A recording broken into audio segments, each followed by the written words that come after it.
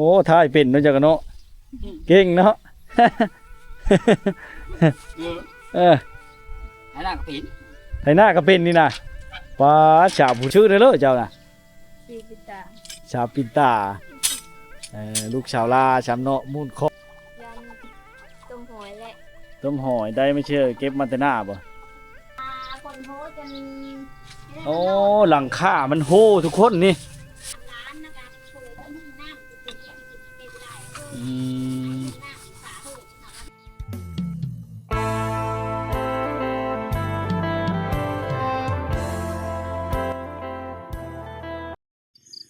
ทักทายสบายดี FC ทุกคนนะขอต้อนรับเข้าสู่วิถีชีวิตคนไทยบ้านเช่นเก่าเช่นเคยพี่น้องวิดีโอนี้เฮากับพาพี่น้องมาติดตามรับชมภาพบรรยากาศที่บ้านนามนเมืองเวลาบุรีแขวงชวนาเขตทุกคนเก็บภาพบรรยากาศในขอบเขตนี้มาให้พ่อแม่พี่น้องได้มาติดตามรับชมกันเนาะตะกี้มันก็เป็นเสาเล่มแบบนี้แหละทุกคนเขาจะเปลี่ยนแปลงหรือเปลี่ยนแปลงเลยเนาะเขามาหันมาใส่เสาปูนเสาดินเนาะต้นพร้าวกันลายผู้ไทยเขตนี้เนาะลักๆเนาะชีพเขาเจ้าก็ได้คือการเฮ็ดหน้าเนี่ยเฮ็ดหน้าปีทุกคนแล้วก็ตำฮูกเนาะก็ยังไซบักกระทุนอยู่ทุกคนแถวนี้เนาะไว้ไล่ซัดนะทุกคนนี่บักกระทุนนี่เนาะไอ้ขับไล่ซัดทุกคนเลย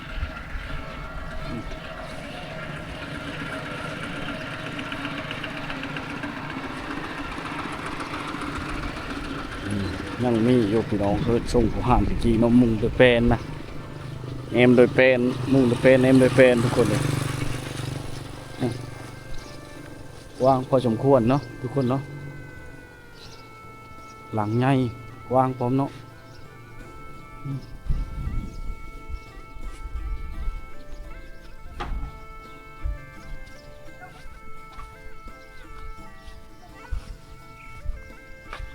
ลักๆก็เป็นเฮิร์นก้อนั่นแหละทุกคนผู้เลิศได้ผู้เลิศมีกันเนาะเฮิร์นก้อเป็นทำได้วางเลาะกันจนมีชุดพี่น้องเอ้ยแต่ว่าวิวงามล่ะมันตั้งอยู่ใกล้ผู้ฝางแห่เนาะคนเนาะทางเป็นทางแดงเลยคนต่อไปนี้จะเป็นบ้านหนองกระปางนะคนนะให้พ่อแม่พี่น้องได้มาติดตามได้หับชมเนาะก็ขึ้นมาแต่ดำหน้ายังมีท่านได้แล้วบ่ยังมีท่านได้แล้วอยู่ดำหน้านะดำหน้าดับจางของตัวเองแล้วนะเอ็ดพิเลอร์นี่โว้ถ่ายตีรถไถถ่ายกับลูกสาวเลยบ่เนี่ยมีผู้ถ่ายชอยน้องสาวเจ้าใหม่เลย มาแต่บ้านแกวิไลมาแต่ผู้เล่เพิ่งกำเนิดมาแต่หน้าคือมันงานเฉพาะผู้เล่จนจะมดอันนั่นแหละลุยมาเลยฮะมาเคยโทษนี่บ่บ่หนามาเลาะเคยทำวิถีชาวบ้าน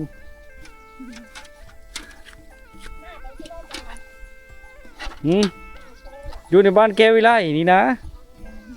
โอ้ทายเป็นเนาะจักเนาะเก่งเนาะไอ้หน้าก็เป็นไถหน้าก็เป็นนี่นะป้าชาวผู้ไทยคือมาเก่งแท้พี่น้องชาวผู้ไทยบ้านน้ำมนต์ในไทยหน้าโอ้เราไทยผู้เดียวเลยบ่นะไทยเองเลยพอแล้วพอได้เป็นเนาะพอได้ผู้เป็นเนาะมันหากระไถหากมาแต่เวเรากะอินเวเฉยอินเวอยู่บ่พุ่น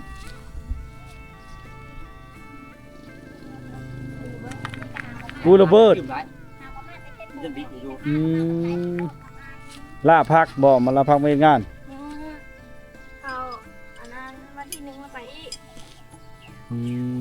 พักงานแล้วพี่น้องมาช่วยพอช่วยแม่ช่วยอายช่วยเอ้ยเนาะอิดวิมากัน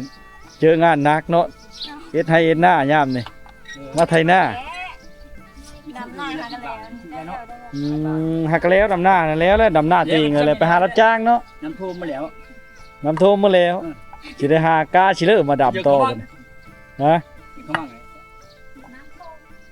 คนปีนี้พันคนดีหลายเนาะ ฟ้าที่ผู้จะล้มบูคอยเบิ่งโอ้ยเขาไม่อาร์ตแต่เขาไล่มึงเลยอาร์ตเลย นี่แหละพี่น้องมาเห็นสาวผู้ไทยเนาะ มันไม่อาร์ตได้ เก่งกะลีพี่น้องเลยครับของรถไถหน้าแถวนี้นะเอ๊ะเก่งกะลี ทำมาแล้วเห็นเอายังไม่ได้ผูน้ำบ้านน้ำมึงเลย เขายังโชดอยู่บ่นี่ยังโชดอยู่พี่น้อง ได้ผูได้ ยังมีท่านได้โผล่จำเนาะ ไม่ได้พวกผู สาวผู้ไทยบรรณมนต์จักรนี่เป็นจักรนั่นโกลเด้นโบ มาจากประเทศไทยเลยเนาะ เหมือนกัน มาจากประเทศไทยพี่น้องชั่วลายพี่น้องชนบทนี่เขาใช้ยามหรือว่าโกลเด้นโบเนาะมาแต่ประเทศไทยพี่น้องอยู่ทนทานจักทนบ่ทนละตีรถนี่จนบ่มีห้อยเลยทุกคน จนบ่มีห้อยเลยตีรถนี่ อยู่จักมาชาวนุ่ยแล้ว อื โอ้ย ม มาชาวนุ่ยจักแล้ว โค้งมันดีขนาดเนาะโค้งนี่เนาะ โชว์ โอ้โค้งสยามคูโบต้าเจ้าพ่อแล้วรุ่นเก่าลีรอ แต่พอยังจืด จักรนะชองน้อยแหละ ชา จักชม ทำด้วยนี่ดำด้วยนี่ทำไม่ได้อันนี้กระจังนี่กระหางก็ได้ฉากหน้านี่แหละ อืม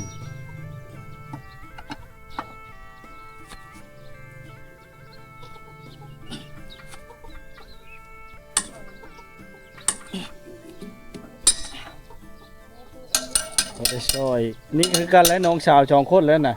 เฮาก็ยังค้างานคือกัน ยังไม่ได้พักงานวันที่เช่าจองไปทำไง เอาเละเลย คือกันนั่นแหละ ฮะ คือกันนั่นแหละกับเจ้า พี่พูนะ เออ เบา เอาดีเลย เปล่าบ่ พอดีได้มาเป็นนั่นรถไถนะทุกคนเนาะชาวพุทธไทยนามนชื่อเลยเจ้าน่ะ พี่พิตา ชาวปินตาลูกชาวลาชาวเนาะมูลคอนนี่น้อง มาจ้ะพอดีทายอันนี้รถเนาะทายตีรถไทยพี่น้อง ทานนี้สิเลยทาน หืม ที่สุด โอ้ทนท่านอันนี้เนาะโค้งสยามนี่เนาะเลยรักอันนี้เนาะ ทั้งหมดมาเจ็ดตัวเนี่ยต้องจับมันนะ ตะกี้ไทยเละเอาโง่ควายเจ็ดตัวว่าแต่จักรโน่ยที่สองเนาะนี่เนาะโค้งที่สามจักรมันนี่นะโค้งมันยังคือเก้าอยู่ทุกคนบุ้มตรงนี้งานมัน เอาเชื่อดูแลนั่นนะ อันนี้เชิญ เรื่องชาม ยกขึ้นดูหน่อยหนึ่งเด็ก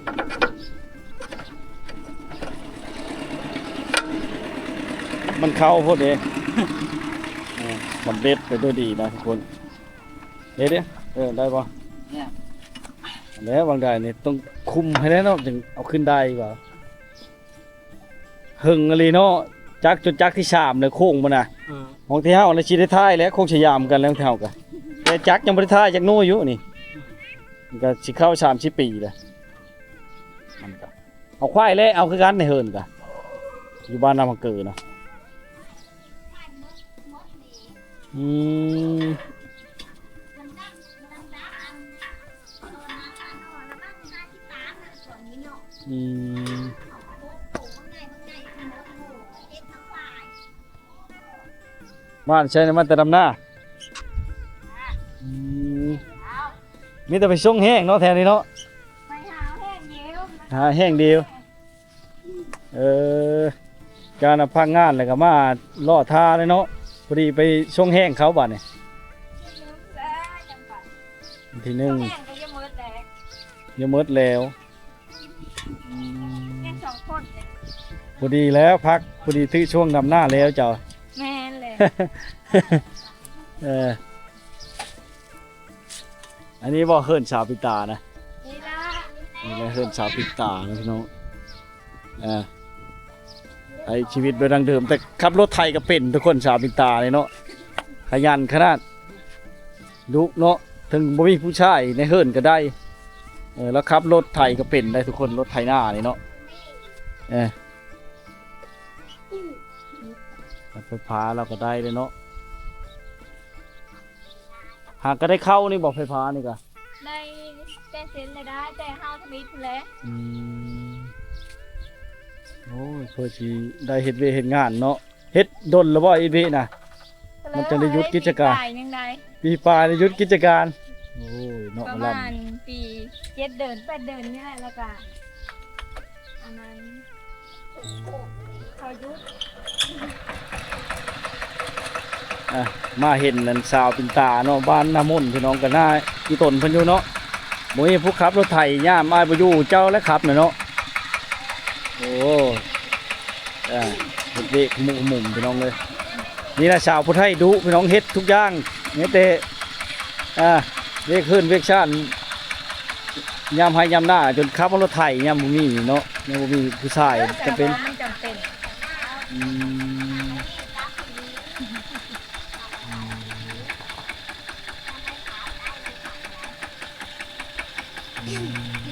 บ่แล้วผู้บางคนบ่เป็นเลยบ่เป็นชาวปิดตายนี่เป็นง่ายๆ เป็นผู้เป็น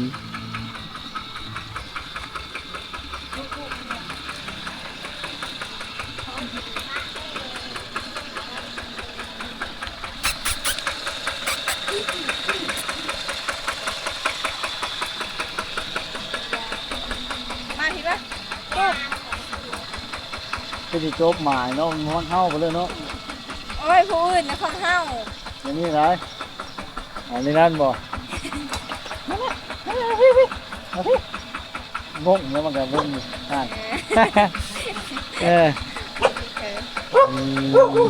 นึ่งข้าวชุกเรียบร้อยเลย คอยมาจะเสียผลอ้ายคอยละหนึ่งชุดเลย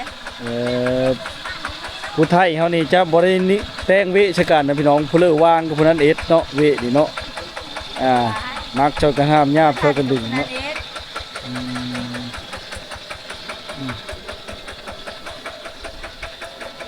อันนั้นบ่แม่น่ะอีแม่บ่น่ะอีพ่อนอนหน้าเพิ่น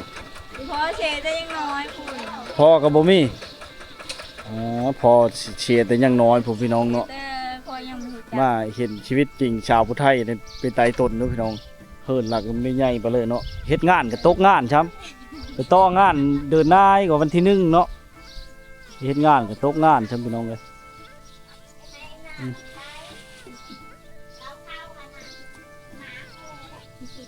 แล้วเข้าก็บ่ได้ช้ำบ่ม้างเลย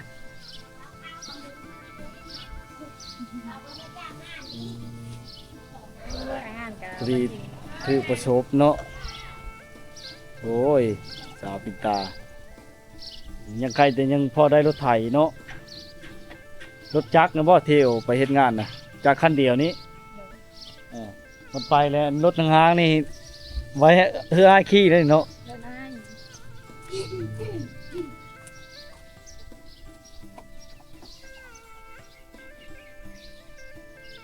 หลักๆก็เฮ็ดหน้าและสาวปิดตาเนาะ อาชีพเช่นนั้นแล้วเปล่า เฮ็ดหน้าเป็นประจำ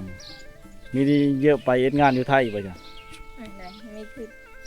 บ่มีผู้อยู่นำแม่บ่ ไก่แบบ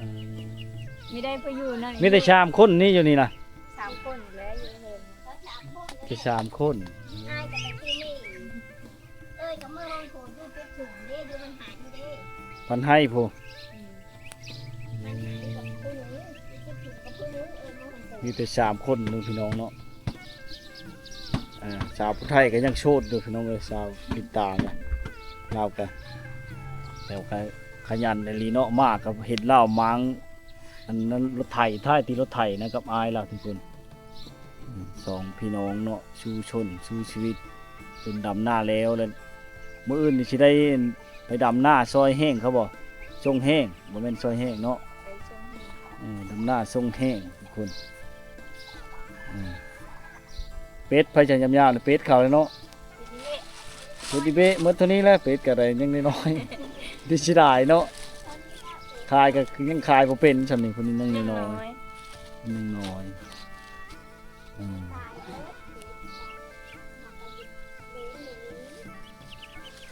ชาวปินตาเดี๋ยวสิติดต่อผู้บ่าวพังไทยคือเนาะ เออ Facebook ได้ใช้ในเรื่อง Facebook จ้ะเราก็ใช้ Facebook ป่ะ เป็นบุคคลภาษาไทย ภาษาไทยชาวปินตาป่ะ มีแมนซีคอย ตั้งไปชื่อ ตั้งไปแบบตั้งแบบคำคมเลยชื่อ อืมได้ช่างกินแรงบ่แรง ยันต้มหอยและ ต้มหอยได้ไม่เชื่อเก็บมาแต่หน้าป่ะเก็บมาแต่หน้าคุณได้พี่น้องหอยเชอรี่หอยแดงนะได้หอยแล้วมากินเนาะบ่ได้ต้มจิ้มโอ้โหมันก็เอาไว้ตำชะมะฮุ่งนี่ก็แซ่บเลยไว้ตำชะมะฮุ่งกะมาเห็นชาวไทยยิ้มหวานพี่น้องอยู่บ้านน้ำมนต์เนาะ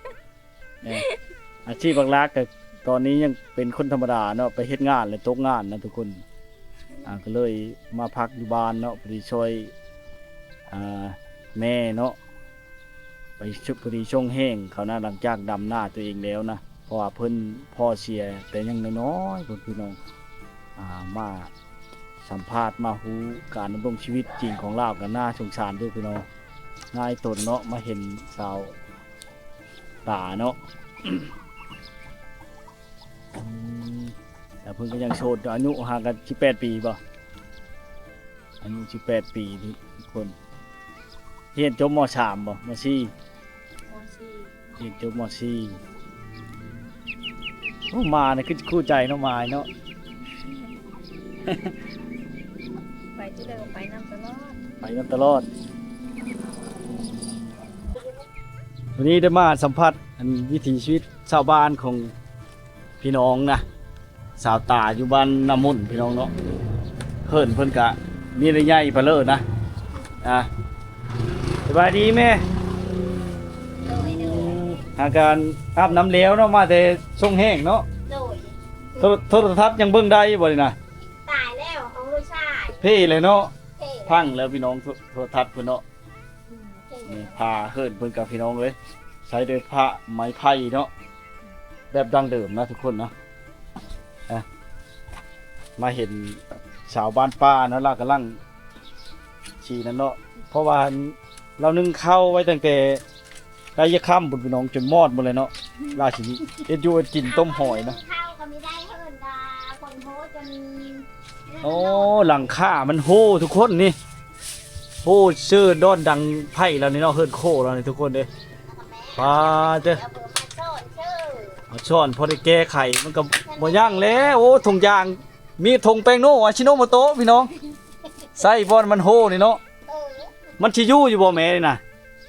ไม่ได้อยู่เลย ไม่ได้อยู่แล้วนี่เฉยโอ้ผลึกลีนี่ เป็นทางเด็ก เฮิรนข้างแดดบ่แม่นเฮิรนข้างฝนเนาะยามฝนเลยฝนตกเลยก็มอดมาแล้วนี่บ่มีบ่ดังไผโอ้ยพี่น้องเอ้ยนะ แล้วก็ไม่จะลงดังก็ล้างนะคะแม่เอา ตู้เย็นก็บ่มีบ่ชาพิตา ไม่ได้ ตู้เย็นนี่ยังบ่มีทุกคนเลยในเฮิรนแล้วนี่เนาะ ได้ได้เสนอโทรทัศน์ ยังใครแต่ได้รถไทยก็ควายเละเอาแต่ลาวยังน้อยพุ่นทุกคน ฉันก็มีได้ช้ำดอนเก็บน้ำกับผมมีพี่น้องอ่างเก็บน้ำกับได้แต่โยมสมัยตะกี้นี่เนาะเอ็ดจากลูกระเบิดสมัยปางสงครามพุ่นทุกคนโยมนี่เนาะกับคุกกิ้งเดียวใครแต่ว่ายังได้น้ำมีแต่ไปห้ามน้ำแถวนี้น้องเลยแต่ว่ามาเห็นนันลังเฮิรนโคพวกนี้แหละ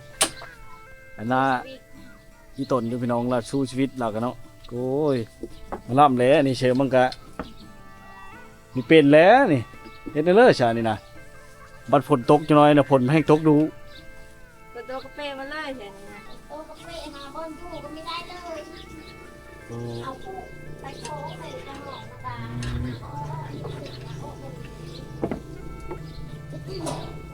สามฮักคุณครับล้างหอยต้มนะทุกคนนะเราก็ได้แม่กินชูอีแม่กินเนาะ ได้หอยมาแต่หน้าเพิ่นบ่นาง โดย ได้หอยมาแต่หน้าเพิ่นพี่น้องเลย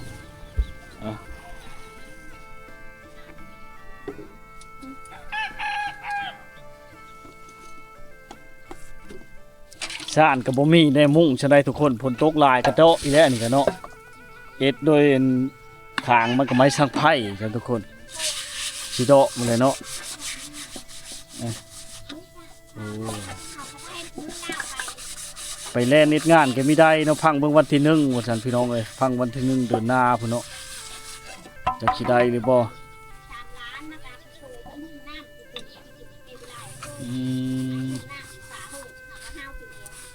ปลาเฮิรนนี่อะไรซอยสู้พี่น้องเล่ากับสู้ชีวิตมาเนาะกับอีแม่กับอายผู้นึงนะทุกคนน้องแม่บอกผู้นั้นนะผู้อายผู้นั้นนะ ลูกอายคอย อายเจ้าเนาะมีแต่ชามคนนี้อยู่ในเฮิรนนะพ่อตายป้าแต่ข้าวเรายังน้อยพี่น้องเราก็ได้ที่นี่ผู้เดียวเนาะพอได้เอ็ดอยู่เอ็ดกินอยู่เฮิรนซอยครอบครัวนะซอยเขาอีแม่น้ำในใดขึ้นมาแต่หันบ่ โด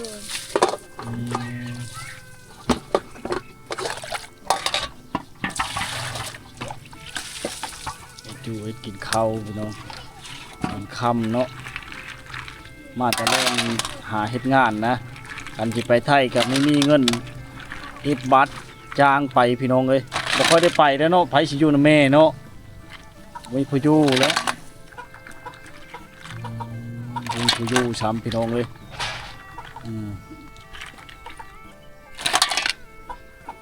มันกัดเข้าได้หน่อยนี่เนาะ การแลดำหน้าก็ได้แซ่บดิในดันของเธอหอยไม่ได้กิน แต่ก็ยังโชคดียังมาเห็นมันตาตาเนาะมันนี่เพิ่นก็ยังโชคดีพี่น้องอายุ18 ปีเนาะสู้ชีวิตมาแต่น้อยกับอีเมเนาะเฮ็ดให้เลอเนาะสู้ชน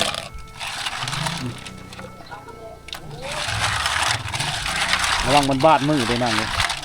หอยนี่นะแต่ล่าวแห้งบ่ได้บาดมือหอยเชอรี่นี่เก็บมาได้หลายๆเลยจะต้มมาเลยจะจิ้มเอาแต่หูมันไว้ บางคนก็เอาไปขาย โล15,000 อะไรอะไรย่ำเยอะย่ำเลยเลยบ่มีตู้เย็นเนาะคือเก่าเลยเนาะสิเอามาไว้ในเชื่อเนาะตู้เย็นก็ไม่มีพี่น้องเลยตู้เย็นก็5,000 บาทขึ้นไปพุ่นแหละพี่น้องแพงเนาะบ่ซื้อได้ซื้อเขตชนบทเขตนี้จะเขตนั่นเลยพี่น้องเลยไก่จากตัวเมืองเลยนี่พี่น้อง50-60 กิโลพุ่นเนาะแต่ตัวเมืองวิละมาในไก่ได้พี่น้องทุกคนได้ละ50 กิโลเฮ็ดเธอบ่ค่อยได้ไปตัวเมืองบ่เลยเนาะ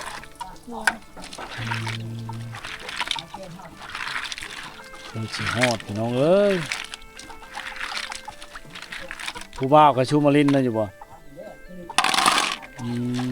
บ่ค่อยมีคนมาลินนั่นเลยพี่น้องคนแถวบ้านนี่ก็บ่ค่อยมาลินเนาะ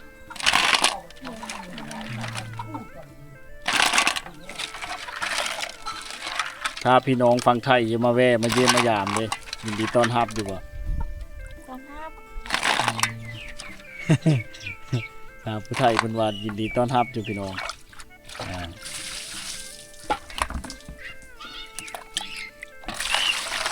สาวผู้ไทยหน้ามนต์พี่น้องเลยมาเห็นเล่าเลยก็โอ้ยพ่อเสียชีวิตไปยังน้อยๆเนาะเพิ่มกำลังบ่ใหญ่เพนเลยนะบางบ้อนก็พาไม่เฮกับซับพระซับพระแบบบูห่านอยู่ทุกคนเลยยังไทยกับได้รถไถแต่สมัยตะกี้เอาควายแล่เอาแต่พูนแต่ล่ายังน้อยๆพี่น้องจนหมดควายในคอกเนาะวันนี้พอต้องจักมันเพ่อีทุกคนได้ขายเข้าขายโง่ขายควายตื้มเชื่อเพื่อซื้อจักไม้เนาะก็ได้จักไม้นะทุกคนเนาะราชีเอ็ดอยู่เอ็ดกินต้มหอยทุกคนเนาะและซาดเรานี่จะเป็นแบบดั้งเดิมทุกคนคางมันจะเป็นคางไม้เนาะไม้ช่างไผ่ไม้นะทุกคนเขาไอโฮเนาะจะมันเชี่ยฮักต่อเลิกเลยทุกน้องพอมันถือฝนตลอดนะตัวนี้ยังไข่เนี่ยทุกคน ตัวหน้าเห็นใจนี่ถ้าได้สังกะสีไหมเนาะถ้าได้เงินซื้อสังกะสีไหมเราอะประมาณ9 ฟุตประมาณ7-8 แพทย์เนาะทุกคนเนาะมันหัวเนาะพอได้ซ้อมแซมไหมแต่ว่าข้างอันนี้มันก็ยังดีอยู่ทุกคนแต่ว่าถ้าว่าต่อไปเนาะมันผลห่ำเลยมันก็จะเฮ็ดให้มันเจาะอะไรทุกคนเนี่ย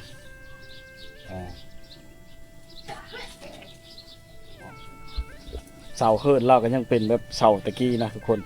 ใช้ขวานพาทะตะกี้ไปเนาะแต่เฮิร์นเราเนี่ยจะบ่ใหญ่ไปเลยนะเฮิร์น9 เสาทุกคนเก็บมาแต่หน้าบ่มาคิดนะเก็บไปสูนนี่สูนเหลามีโชนเราข้างเรานี้ย้อนเราหางเอาเข้าได้เสียไปไว้น้ำพุโรเชนยามนี่นะนี่เราเข้ากระโปงดีจังหวะแล้วลงมาเลยเราเอาเต้เราก็จะลุ่งเลยจะลงแล้วเอาค่อยเอาชุดเอาไปมันไปเชื่อเรานะเบิ่งเขาลังอายเขาเขาย่างเขาทั้งชุดทั้ง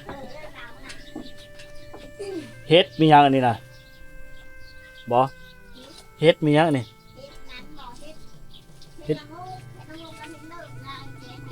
เลิศมันชิบเบอร์บ่นี่นะคือเป็นนี่ย่ามนี่ระวังนะได้เฮ็ดละโงกบ่เนาะเฮ็ดละโงกดงบ่มันอยู่ในห่มกอมันก็ได้ห่มกอห่มย่างย่ามนี่เฮ็ดละโงกนะนอนว่าความทุกข์ยากพี่น้องเอ้ยผู้บ่าวผู้แพ้ก็จนบ่ค่อยได้มาล้มเนาะคือเห็นนั่นแหละพ่อก็ต้องมาเสียตั้งแต่ยังน้อยพี่น้องสู้ชีวิตกับแม่กับอายเนาะข้าวน้อยๆพี่น้องเลยตายป้า14 ปีป้าเต้อแต่หึงเลยเธอยุ่งยากได้ขาดผู้นำในครอบครัวพี่น้องจะเฮ็ดอะไรเนาะคือเห็นนี่แหละมาเบิ่งสภาพความเป็นจริงพี่น้องเดินทางเข้าสู่บ้านน้ำมนต์เนาะบนทางเป็นทางแดงยังใครแต่ได้ไพ่พี่น้องเอ้ยเพื่อจะได้แก้ไขไปเนาะ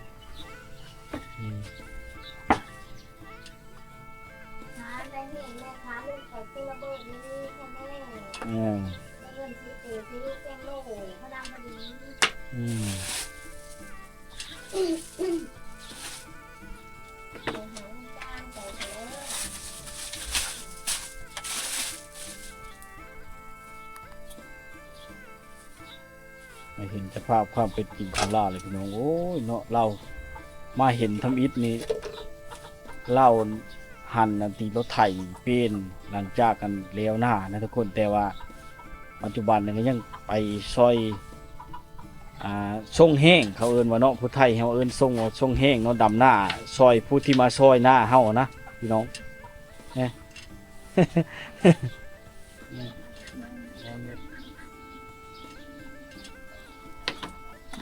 มาเห็นแล้วก็เล่ากับคนขยันผู้นึงเนาะรู้มั่นพี่น้องการบ้านการเฮิรนแล้วก็เป็นหมดทุกอย่างเนาะนี่ก็เอ็ดอยู่เอ็ดกินเนาะต้มหอยตามประชาบ้านเนาะคอกหน้าเฮานี่แหละพี่น้องเอ้ยต้มหอยชูแม่กินมื้อแรงเนาะค่ำๆเลยทุกคนเด้อคือเห็นเลยเนาะ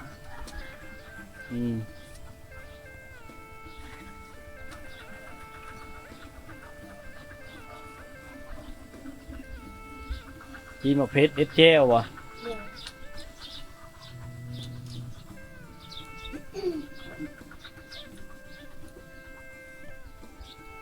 ถ้ามีคนอยากมาเป็นเคยบ่แม่อายุที่ขดองแพงโอ้แสงฮะไม่ได้แพงแล้วใครเป็นเคยชู้นี่ไม่ได้แพงบ่เท่าเลย30 ล้าน30 ล้านพี่น้องพี่มีแต่มาเป็นเคยชู้แล้วเนาะคลิปมาเฮิร์นนี่ไม่ได้แล้วเนาะไม่ผู้เลี้ยงนี่เนาะ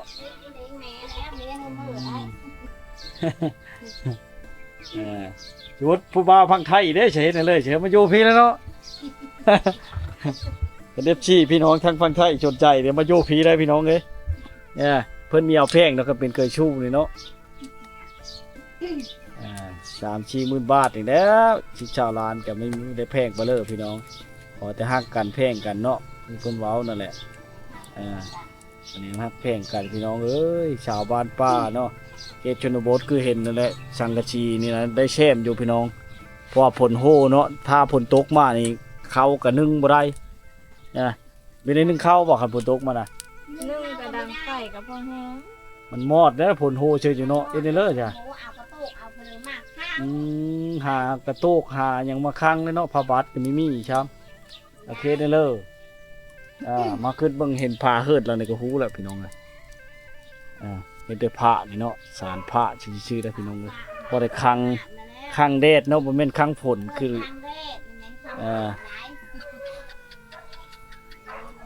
นั่งละว่านั่นเนาะ มีได้ลูกถือย้อนพกมาแล้ว เป็นมีได้ดึกเคยย้อนทุกข์เหรอ โอ้ยังขี้ได้ให้ลูกสาวงามปานนี้ยังขี้ได้อยู่ดอก พี่สาวคนนี้จำนะ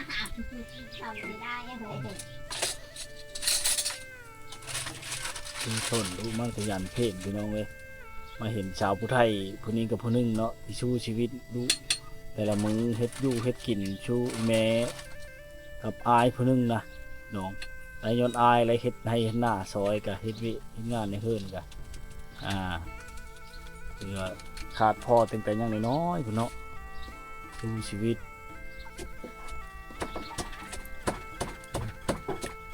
จนค่ำแล้วพี่น้องเลยมื้อนี้ก็เดินทางมาสู่หมู่บ้านเทศนบทบ้านมนเขตนี้เนาะเป็นชนเผ่าผู้ไทยที่มาเห็นสาวบ้านป่าสาวงามเขตชนบทผู้หนึงพี่น้องที่สู้ชีวิตเนาะเพิ่นก็ขึ้นจะไกลโยสังกะสีมามุ่งหลังคาเลยนะทุกคนนะนี่ก็คือเห็นนั่นแหละปั๊บมันบ่มีเนี่ยคือว่าแหละยุคพันกับบ่ได้ยุคนี้กับบ่ได้คือว่าแหละพี่น้องเลยปั๊มบ่มีมันก็บ่มีเนาะเฮ็ดได้ ก้อนจะมุ่งมาตรงของฟ้าแล้วก็เอาเอาตังเพิ่ม แต่กี้น้ำมุ้งมันใบตองกว้างกว่านี่นะ โดย จังมาปิดเป็นชังกะสีเห็นไหม นั่นน่ะพี่น้องตังเพิ่มน่ะบ้านตังมุงตังซอย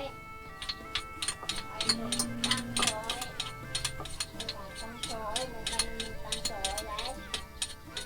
แต่บ้านแต่เมืองนั้นมันตั้งซอยเนาะเอ็นเลอร์เนาะ